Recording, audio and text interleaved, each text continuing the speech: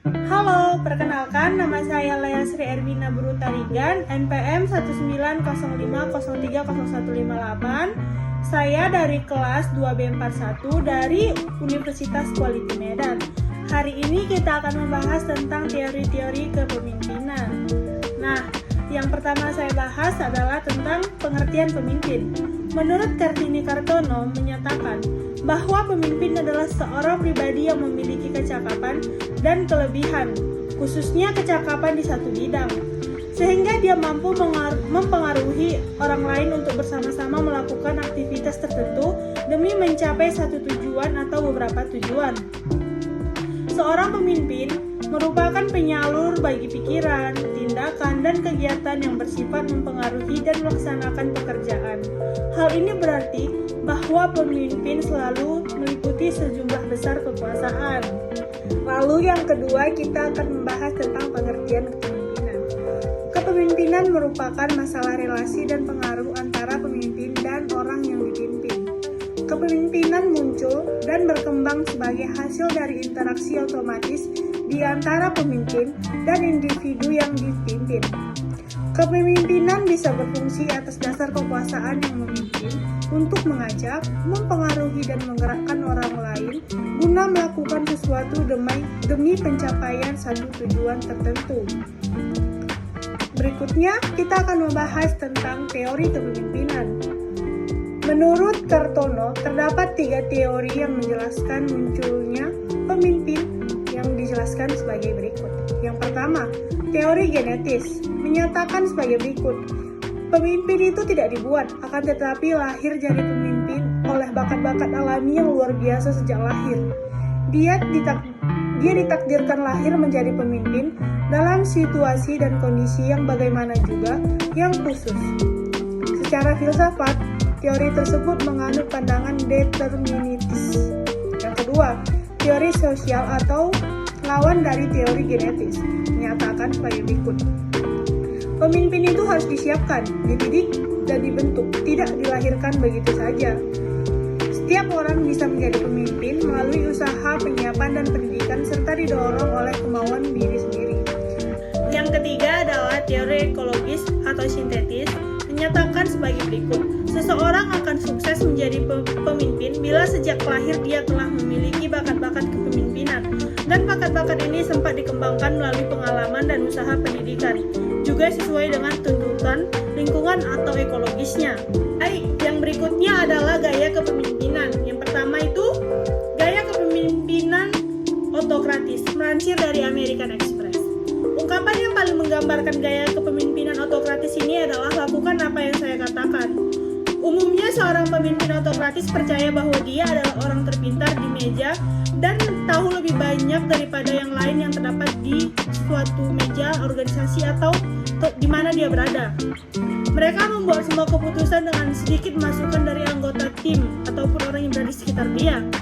Yang kedua, gaya demokratis. Macam gaya kepemimpinan berikutnya yaitu gaya demokratis. Para pemimpin demokrasi lebih cenderung bertanya, bagaimana menurut Anda? Pemimpin akan cenderung bertanya kepada anggota atau orang yang ada di sekitar mereka. Mereka akan bertanya pendapat dan menerima pendapat-pendapat dari orang di sekitar mereka. Mereka berbagi informasi dengan karyawan tentang apapun yang mempengaruhi tanggung jawab pekerjaan mereka. Mereka juga mencari pendapat karyawan sebelum menyetujui keputusan akhir. Yang ketiga, macam gaya kepemimpinan selanjutnya yaitu gaya afiliasi. Frasa yang sering digunakan untuk mendeskripsikan jenis kepemimpinan ini adalah orang yang diutamakan. Dari semua gaya kepemimpinan, pendekatan kepemimpinan afiliatif adalah pendekatan pemimpin yang dekat dan pribadi dengan orang-orang. Seorang pemimpin yang mempraktikkan gaya ini memperhatikan dan mendukung kebutuhan emosional anggota timnya. Yang keempat, macam gaya kepemimpinan laissez-faire berada di ujung berlawanan dari gaya autokratis. Dari semua gaya kepemimpinan, yang satu ini melibatkan paling sedikit pengawasan. Anda bisa mengatakan bahwa pemimpin gaya autokratis berdiri teguh seperti batu dalam masalah. Sementara pemimpin laissez-faire membiarkan orang berenang mengikuti arus. Di permukaan, seorang pemimpin laissez-faire mungkin tampak mempercayai orang untuk mengetahui apa yang harus dilakukan. Tetapi yang ekstrim, seorang pemimpin yang tidak terlibat mungkin akan tampak menyendiri. Yang kelima, macam gaya kepemimpinan transformasional. Seringkali diidentifikasikan sebagai gaya yang tunggal yang paling efektif. Gaya ini pertama kali dijelaskan pada akhir tahun 1970-an dan kemudian dikembangkan oleh peneliti Bernard. Seperti yang dikutip dari Very Well Mind, pemimpin transformasional mampu memotivasi dan menginspirasi pengikut serta mengarahkan perubahan positif dalam kelompok. Para pemimpin ini cenderung cerdas secara emosional, energik, dan penuh gairah. Mereka tidak hanya berkomitmen untuk membantu organisasi mencapai tujuannya, tetapi juga membantu anggota kelompok memenuhi potensi mereka. Nah, gaya kepemimpinan yang keenam yang berikutnya, kepemimpinan transaksional. Gaya kepemimpinan transaksional memandang hubungan pemimpin-pengikut sebagai transaksi. Dengan menerima posisi sebagai anggota kelompok, individu tersebut setuju untuk mematuhi pemimpin. Dalam kebanyakan situasi, melibatkan hubungan majikan atau karyawan, dan transaksi berfokus pada pengikut yang menyelesaikan tugas yang diperlukan dengan kompensasi uang. Nah, gaya kepemimpinan yang terakhir, yang ketujuh, kepemimpinan situasional. Teori kepemimpinan situasional menekankan pengaruh signifikan dari lingkungan dan situasi terhadap kepemimpinan. Gaya kepemimpinan Hershey dan Bernard adalah salah satu teori situasional yang paling terkenal. Nah, sekian dari saya, dan selanjutnya saya akan menyajikan beberapa film pendek tentang kepemimpinan. Mari sama-sama kita simak dan kita ambil apa sih yang dapat kita petik dari video itu atau film berikutnya. Mari kita simak bersama-sama.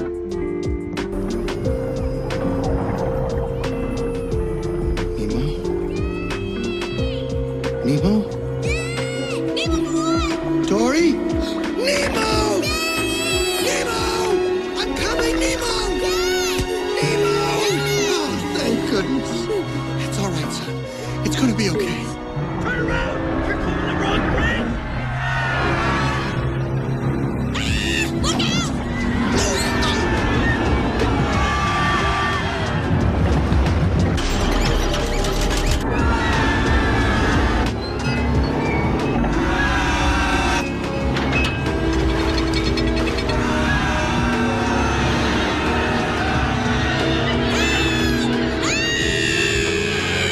Dory! Hey, Dory! Daddy, stop! No! Dory! Dad, I know what to do! Nemo! No! We have to tell all the fish to swim down together! Get out of there I now! know this will work! No, I am not gonna lose you again! Dad, there's no time! It's the only way we can save Dory! I can do this! You're right.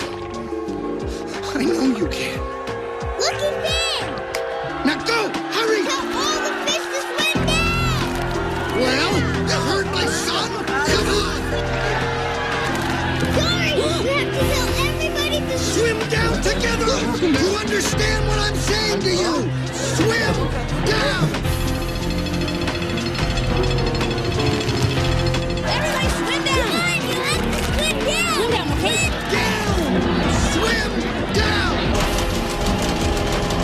Swim down! Swim down!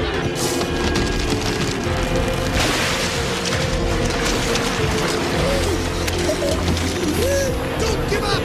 Keep swimming! Just keep swimming! That's it! It's working!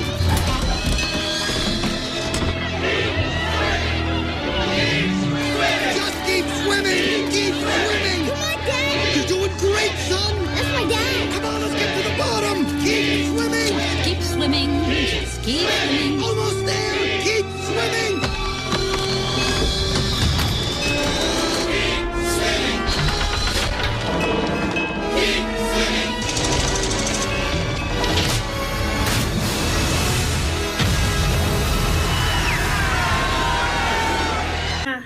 sebelumnya kita sudah melihat kan, ada seekor ikan yang berenang sendirian di antara ikan-ikan yang lain. Dia merupakan jenis yang berbeda dari ikan-ikan yang berenang di sebelahnya.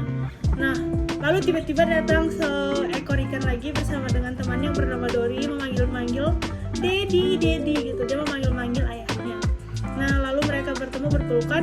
Nah, tidak lama dari situ datang sebuah jala yang untuk menangkap ikan. Lalu Dory teman anaknya itu tertangkap oleh jala itu bersama dengan ikan-ikan yang lainnya. Awalnya anak dari ikan ini yang bernama Nemo panik karena temannya masuk ke dalam jala.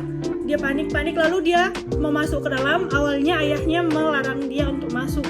Lalu dia meyakinkan ayahnya untuk percaya kepadanya bahwa dia bisa membuat Dory temannya dan ikan-ikan yang lain yang ada di dalam jala itu bisa keluar. Lalu ayahnya mempercayainya, mengizinkan dia. Lalu dia mengatakan kepada ayahnya untuk menyuruh semua ikan berenang ke bawah. Ayahnya melakukannya. Lalu si Nemo ini mencari Dory di dalam jala. Setelah si Nemo bertemu dengan si Dory bersama dengan Nemo berusaha menyuruh ikan-ikan yang lain untuk ikut berenang ke bawah. Si Nemo dan Dory menyuruh ikan-ikan lain berenang ke bawah. Akhirnya sedikit-sedikit jalannya itu kembali lagi ke bawah. Lalu akhirnya terlepas jala itu dari kapal. Akhirnya ikan-ikan yang lain pun terbebas. Nah, pesan yang dapat kita ambil itu, kita harus yakin dengan apa yang kita lakukan agar tujuan yang kita inginkan itu tercapai, dan kita harus bisa meyakinkan orang-orang di sekitar kita untuk bisa dapat membantu kita.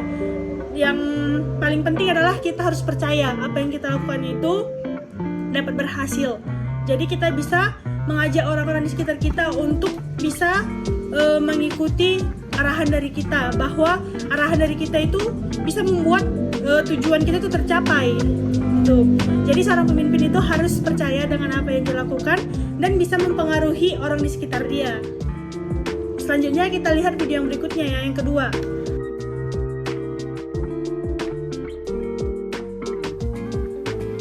Saat pertama aku dapatkan tanggung jawab ini, aku mengira semuanya akan mudah.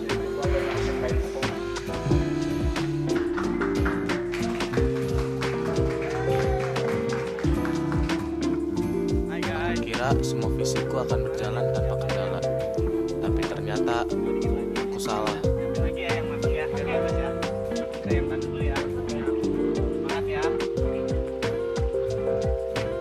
Hai kalian, gimana nih persiapannya? Lebih semangat lagi ya, ini yang kenceng ya. Udah, sana dulu ya. Ji, gue boleh istirahat gak? Ya udah, boleh istirahat dulu aja. Oh iya, gimana ya kalau misalkan kita besok libur? Gak bisa sih, soalnya kan kita bentar lagi mau lomba. Kan gue kan capek seharian latihan kayak gini. Masa gak ada istirahatnya? Kan kita kan persiapan lebih matang. Gimana sih pemimpin macam apa kayak gitu? Lu apaan? Kalau lu gak suka keluar aja. Oke, gue keluar. Adek, mau kemana? Ji, lu apa-apaan? Jangan kasar dong.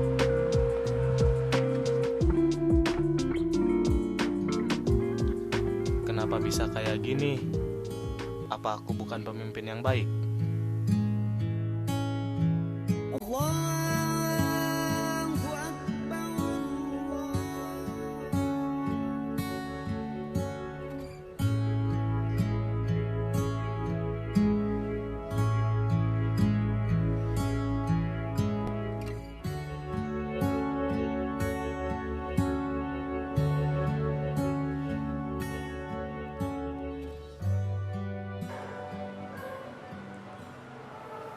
Aku harus nyelesain masalah ini sekarang.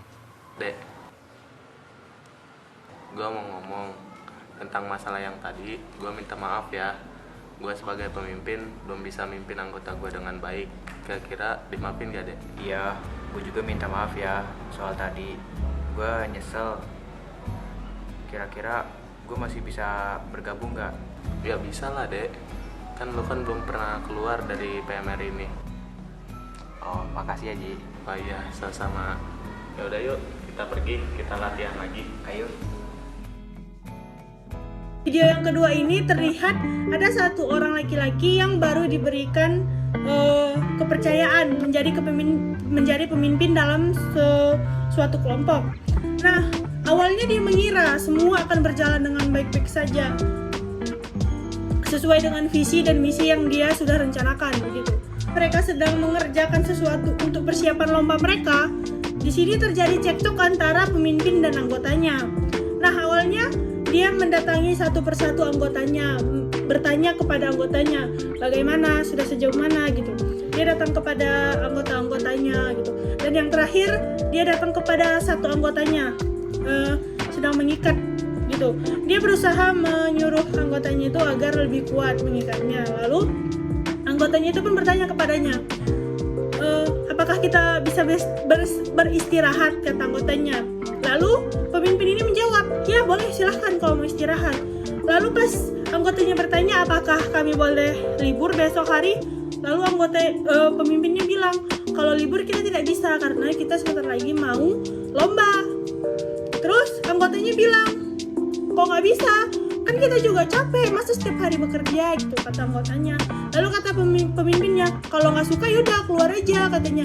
Emosi, akhirnya pemimpinnya dan anggotanya nih emosi, berantem gitu akhirnya. Lalu akhirnya pemimpin ini menyendiri karena dia merasa apakah aku sudah gagal menjadi pemimpin. Dia berpikir sendiri di atap, dia berpikir. Lalu setelah dia tenang, dia berdoa. Lalu setelah anggota timnya datang, dia menyadari bahwa apa yang dia lakukan tadi salah. Dia tidak seharusnya emosi. Lalu dia meminta maaf kepada anggotanya dan anggotanya pun memaafkan serta meminta maaf karena telah kasar juga kepada pemimpinnya. Nah, pesan yang bisa kita ambil adalah menjadi seorang pemimpin itu kita harus bisa lebih sabar. Lalu kita harus bisa menjawab anggota kita itu dengan baik. Nah, ketika kita marah kepada sesuatu, kita jangan langsung emosi. Kita harus bisa menjelaskan pelan-pelan karena seorang pemimpin harus bisa mengarahkan anggotanya untuk mencapai tujuan yang mereka tuju, begitu kan? Jadi menjadi seorang pemimpin itu harus sabar dan bisa mengarahkan anggotanya. Menurut saya sekian video dari saya. Terima kasih.